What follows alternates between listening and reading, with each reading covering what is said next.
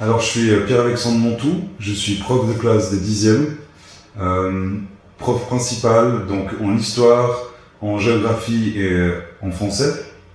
Ensuite, j'enseigne aussi l'histoire en Mathu, aussi bien pour les cours d'OC que les cours d'histoire comme branche fondamentale. Et j'enseigne aussi du coup l'histoire pour les 11e.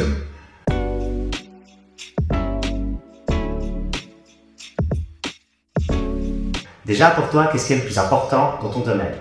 Je pense que le plus important, au-delà des branches que j'enseigne, c'est la transmission du savoir dans toutes les branches confondues, mais aussi du savoir-vivre et du respect. Des responsabilités par rapport au 10e. Et quand c'est pour les classes un peu plus âgées, c'est plus d'avoir une certaine autonomie et de responsabilité par rapport au travail. Et aussi, quelque part, une capacité d'esprit critique et de questionnement par rapport à la matière.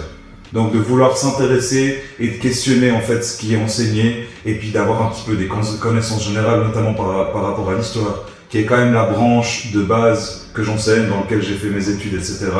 Donc moi l'idée c'est qu'ils aient un peu une connaissance générale des événements qui se sont passés dans ces 2 derniers siècles qui amènent à la situation dans laquelle on est aujourd'hui. Ah, ça, j'ai beaucoup l'idée, justement. Tiens, je vais rebondir là-dessus. Sur l'histoire, du coup, si on parle de cette branche, qu'est-ce qui serait pour toi peut-être le sujet le plus important? J'ai l'impression que nous, du coup, en histoire, pour les Mathu, par exemple, on fait de l'histoire contemporaine, surtout. Après, avec les classes de 10e et 11e, on est aussi proche de l'histoire contemporaine, on est aussi dedans. J'ai l'impression que c'est quand même bien de comprendre les bases de ce qui s'est passé peut-être au 19e siècle, pour expliquer pas mal de choses qui arrivent aujourd'hui, mais après, l'histoire récente est selon moi encore plus importante. Et ça explique aussi peut-être pourquoi les sujets que je préfère, c'est les 2 guerres mondiales et surtout la guerre froide. Parce que du coup, ça reste aussi le 20e siècle, et il y a beaucoup de choses qui se sont construites dans l'organisation de l'Europe, par exemple, ou même de la Suisse, du monde occidental, ou même du monde en général, qui ont été bien déterminées par les 2 conflits, et aussi par la bipolarisation entre l'Union soviétique et les États-Unis. Jusqu'à, en fait, aujourd'hui, on est toujours dans une dynamique où les États-Unis dominent le monde, et puis je trouve que c'est intéressant de savoir pourquoi, comment ils ont réussi à s'installer. Et donc, j'essaie de construire un petit peu mes cours pour questionner ces piliers de pouvoir qui sont mis en place par les grandes puissances, et aussi d'avoir un petit peu des visions d'autres perspectives, on va dire. Mais ouais, je pense que vraiment la guerre froide, c'est un sujet du coup qui s'est terminé il y a une trentaine d'années et qui a quand même été significatif dans la pensée européenne. Puis aujourd'hui, on voit que cette pensée, elle est remise en question, notamment par les actions qui se passent en Ukraine aujourd'hui, par exemple. Et pour moi, c'est intéressant de comprendre les mécanismes qui sont déroulés en Europe de l'Est dans les années, 70, 80, ou même pendant l'entièreté du XXe siècle, qui peuvent permettre de comprendre un petit peu mieux les enjeux de ce qu'il y a aujourd'hui en Europe de l'Est. Ouais, donc ça permet effectivement de garder toujours le pied sur dans quelle temporalité on se trouve, et eux, ils arrivent à faire la rapprochement aussi à qu'est-ce qui se passe aujourd'hui, et que nous, on apprend, finalement ça va le servir plus tard. Oui, et puis aussi du coup de questionner un petit peu ce qui est présenté dans les médias, parce que du coup il y a beaucoup de choses qui sont là pour faire de la sensation, beaucoup de choses qui sont là pour donner des informations un peu inutiles, ou des fake news, comme ça un peu en TikTok, Instagram. Exactement, et en fait, où est la vérité, c'est toujours un petit peu difficile, mais moi du coup j'essaie de leur donner des clés en fait pour pouvoir mieux comprendre ce qui se passe autour d'eux. Et pour moi l'histoire c'est la meilleure branche qui permet ça. Il y aura peut-être d'autres cours qui permettent ça, peut-être la géographie, dans d'autres domaines, d'autres approches, mais je trouve que l'histoire c'est quand même important à ce niveau-là. Et du coup, est-ce que tu aurais un personnage ou une figure illustre, ou même peut-être un écrivain, vraiment quelqu'un qui t'inspire un peu plus que les autres en matière de ce que tu enseignes justement en histoire? Alors, il y a plusieurs personnages, c'est une question intéressante, il y a des élèves qui m'ont posé. Je pense qu'il y a plusieurs personnages à travers l'histoire que je trouve intéressants, notamment les gens qui ont changé ou qui ont été significatifs pour modifier le monde, qui ont vraiment eu un impact significatif sur le monde.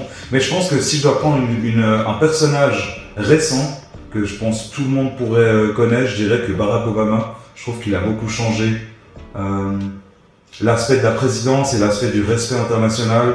Déjà peut-être aussi parce que c'est le premier président noir, que c'était un président qui était, je trouve, très ouvert, qu'il a donné une responsabilité, une présence américaine que je peux voir des aspects positifs. Donc bien évidemment, c'est quand même le président du pays le plus puissant du monde qui veut dominer du coup le monde d'une certaine manière. Mais je pense que c'est un personnage important que j'apprécie. C'est pas qu'il me fascine, mais c'est que je trouve que il a un parcours intéressant et je suis assez impressionné de comment il a réussi à avoir 2 mandats et puis que je trouve que les États-Unis se portaient bien sous sa présidence et que les États-Unis étaient bien mieux vus que sous les présidences de Trump ou de Biden, par exemple. Je sais pas si tu as quelque chose à rajouter sur l'importance dans l'éducation, justement en général, pas forcément dans un seul cours. Alors je trouve qu'en fait l'éducation pour moi c'est primordial parce que ça permet aux gens justement d'avoir des clés pour questionner ce qui se passe autour d'eux. Savoir lire, savoir écrire, savoir réfléchir, remettre en question, avoir un esprit critique. Et je trouve que c'est quelque chose qui manque parfois dans la société pour pouvoir aborder certains problèmes. Et que je pense que l'école, l'éducation de manière générale peut pallier à ça justement.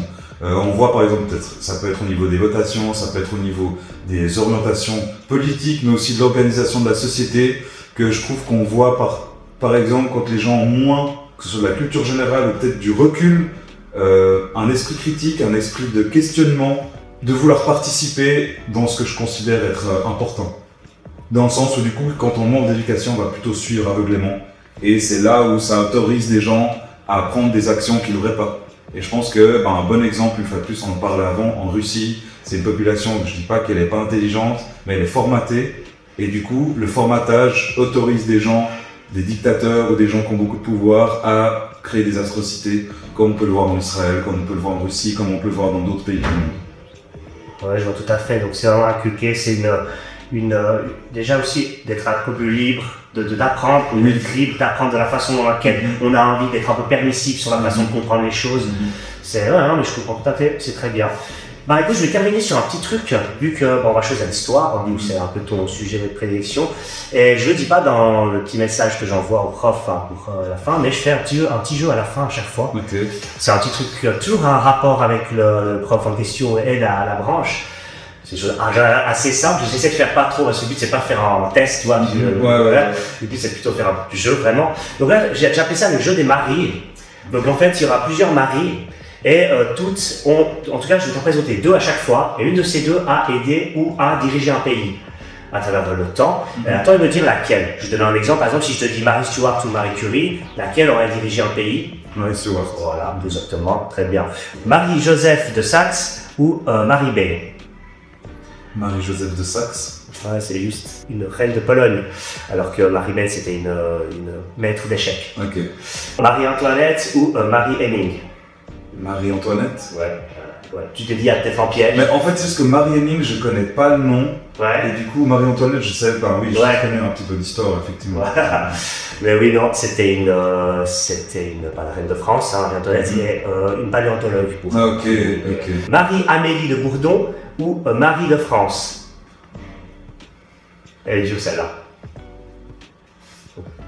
Marie-Amélie de Bourdon ou Marie de France? Je dirais Marie-Amélie de Bourdon parce qu'il y a le 2 qui est noble, mais d'un autre côté, c'est.